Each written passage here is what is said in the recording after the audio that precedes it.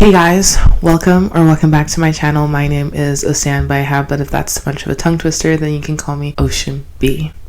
As you guys can tell by the title of this video, I'm going to be talking about objective versus subjective truth. And I think it's very important to make the difference between the two because it's all about how you choose to perceive what's presented in front of you, how you choose to analyze or take in the information or your environment.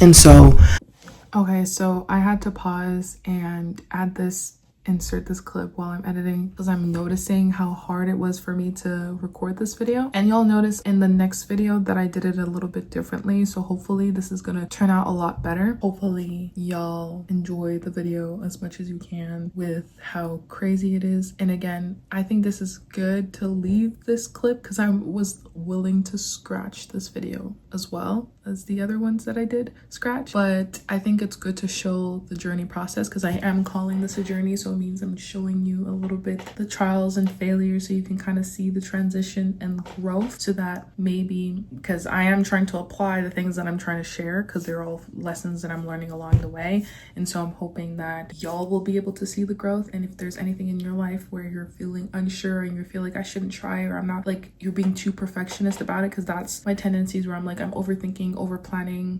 rearranging, and it's never good enough, and then I psych myself out and then don't put out the best that I can put out or put it out at all. So I think at least we're putting things out, we're trying, we're putting ourselves out there, and with time things will change, things will improve as you notice the cracks and as you notice the things that are maybe not as good as others. With time things will get better, and so I just gotta keep that in my mind the whole time. Anyways, back to the video. Guys, this video is a hot mess. I'm even wearing different clothes. Like, I'm literally contemplating deleting this. It's short, I'm messy, I'm all over the place, but this is for the experiment. This is for the journey, y'all. So we are still posting it so you can see the mess. If you're a mess, let this be the thing that helps you believe that you can still push through your mess and make it work, because we're about to make this work. We are going to post this video. That's that. To get right into it, objective truth is more so how you choose to define the world around you. Objective truth is what is. It's a state of being. It's a state that does not change. It's something that exists in itself without description needed. The objective is a state of being that cannot be disqualified by our own humble opinions. Whereas subjective truth is more so the emotive experience, how our emotions or our bodies choose to interpret the stimulus presented in front of us. You can look at objective as an aim, as something that you're aiming towards. You can also look objective as a state of perception. I try to look at objectivity as a state of perception as well, because if everyone aims to seek for the objective truth, like the objective perception, as in, if I come and I slap you across the face, is it objectively wrong for me to do that, or is it objectively right for me to do that? Which one is it, and how do you determine it? Whereas in the subjective, it's like, well, it was right because I felt like it needed to do it in the moment.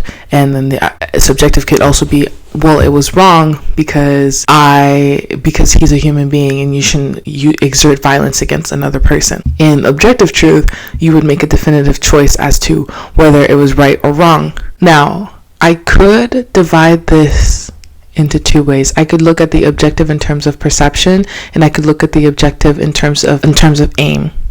I think if I start with the aim, I think when it comes to the aim, it's a little bit more self-explanatory. It's like an end goal, the end destination of what you're trying to achieve and what you're trying to conquer, I'd like to use. And when you're aiming at something, you need to have an objective. If you start with the subjective in terms of aim, if I have to describe how it is to be subjective, we'll start with subjective and then we'll go to objective. So to be subjective when you're aiming at something is to analyze oneself, emotions, state of mind, state of being, and seeing which best fits for the direction that you're trying to aim at. There's the aim that could be the greater good of all, and then there's the aim that is the greater good of self, and then there's our aim that is the greater good of the situation. And you're just trying to figure out which greater good that you're aiming at. And when it comes to the aim of the greater good of all in your subjective experience, you're basically saying that I want to, this is like an example in the large category of things where you're saying I want to make sure that I make a difference for the world in general. I want to know that my personal self is able to make an impact in the grand scheme of things. Greater good of self is just more so, how is this benefiting me? How is this benefiting what I need for myself? And the subjective experiences for the situation is, how is this going to benefit the situation? What's the best option for that situation? How am I going to impact this specific situation? If you're looking at it objectively, you're looking, okay, what is my purpose? What is my goal in making a difference in this specific situation? For yourself, it's like, what's the best outcome for myself? Objectively, there's what is the best option, A, B, or C, and what are the consequences to those options, and what will lead to the worst outcome and what will lead to the best outcome. Then there's for the situation where you're just assessing the different variables and figuring out which equation will create the solution that best fits the problem. And now if we're looking back in where it's perception, where it's like, okay, perception of in a subjective experience, when you're looking at the whole world, it's more, if you're looking at what's best for the whole world, you're explaining a little bit culture, you're explaining a little bit politics, like how is it that people work in communion with each other, and how is it that you are perceiving that collective for yourself based off your own interpretation, based off your own experiences, based off your own ideas. And that's the same for when you're talking about yourself, and that's the same when you're talking about a specific scenario. But now when it comes to the objective, it's perception of, okay, if I had to break this down and break down the situation in this scenario, what is the science behind it, or the philosophy or the psychology or whatever terminology you're using to describe the study of said category, to figure out collectively amongst what is the state of being of that thing, what is the truth of that thing, what is a state that never changes. The objective is something that never changes, whether it be for the collective, whether it be for self, whether it be for a scenario or situation that you're having to express. Why I think both matter. So I think a lot of people get caught up in the subjective experience thinking that how we personally feel about things trumps what could be the real truth about the matter, because our opinions, our emotions fluctuate. It varies depending on the situation, depending on the people, depending on who you're with, depending on how you feel that day, what you learned culturally, what you learned intellectually. It varies on you. Whereas if you want something that's more reliable, that's more steady, that's more predictable, so you're able to make predictions, you need to know something that's objective. And I think a lot of people like to stay within a subjective so that they have more leeway and freedom in their choices without condemnation. Whereas the objective kind of gives you guidelines and telling you, okay, this is how far you should go and this is how far you should stay. And the subjective is important because it allows you to have different opinions, different ideas. It gives you variations in every category, whereas the objective gives you boundaries and guidelines.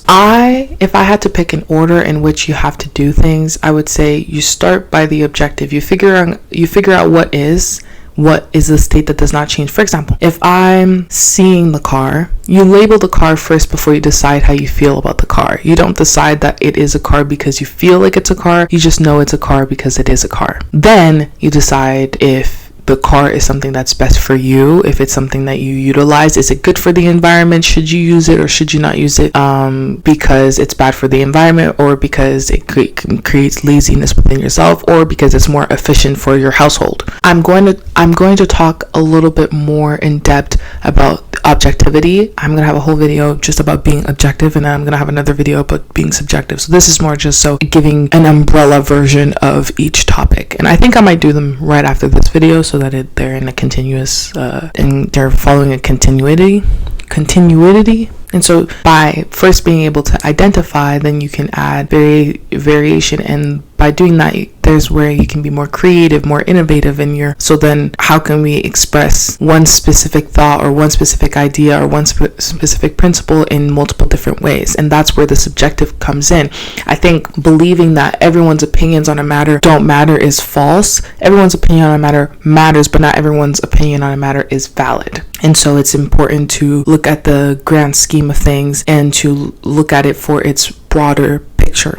and then analyze it for what it is. So then start with the objective, then do the subjective to figure out what your own personal interpretation of it is. Why I choose to personally think in that order, it allows me to stay unbiased. It allows me to see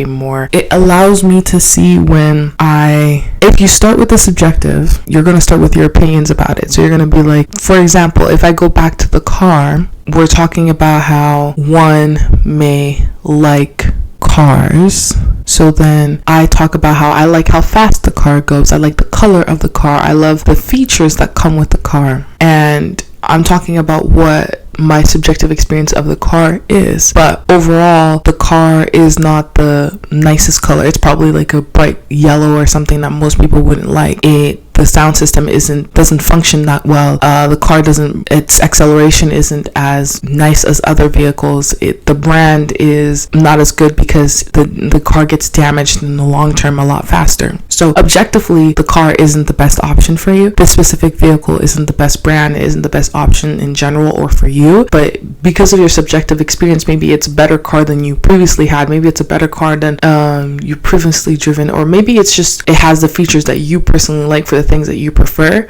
That doesn't mean objectively that is the better option. So this just kind of gives the difference between why it's important to be able to make the difference between what's objective and what's subjective. So I think in that order because it allows me to stay unbiased. By starting with the objective, you're able to name your problem, name the element, name the object, decipher what it is for itself, figuring out its properties on its own without any personal opinions about it, just simply stating the obvious, simply stating what all can see, then intervening with my own personal prospects, my own personal subjective experiences, touches, notes on it. And though your notes can vary, though your notes can be similar, it doesn't change that you're just giving properties. When you're giving properties, you're just stating the obvious. But when you're then stating your own properties, you could be stating the obvious, but you could also be stating things that are just flavor, texture, input.